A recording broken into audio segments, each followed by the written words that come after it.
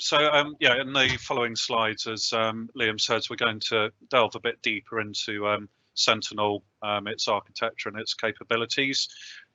So there's four main phases of activity that Sentinel uses, and they're broken down there on that slide. So the first thing is the collection of data. So being a cloud service, you have basically unlimited access to resources in the cloud to store your data and input from your various different sources. And that's actually based on log analytics, which is what Azure Monitor uses. So it's a pre-existing Azure service from that point of view. And then the second stage is to detect threats using either custom or pre-configured queries backed by the connectors that the data is pulling in. And we'll look at that a bit more in the next slide.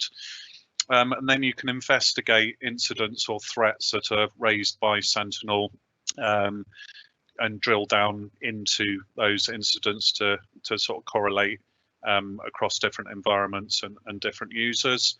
And then you can respond to that either manually or in an automated fashion. Again, we'll have a bit of a look into this in the further slides.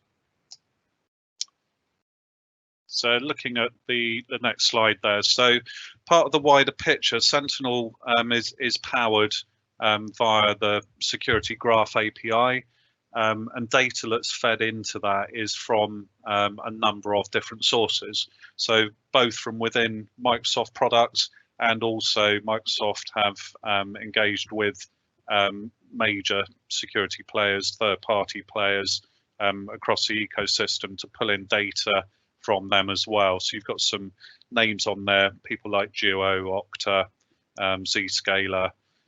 So a lot of the big security players are also feeding their data into this Microsoft Security Graph API. And that's basically what Sentinel's taking its information from when it's using AI and machine learning. So a wealth of information from various different sources that can be used by Sentinel.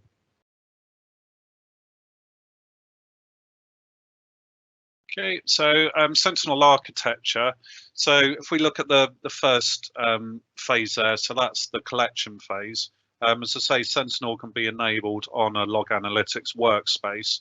And the first thing that you need to do when you deploy Sentinel is set it up for the data sources that you want to pull into log analytics.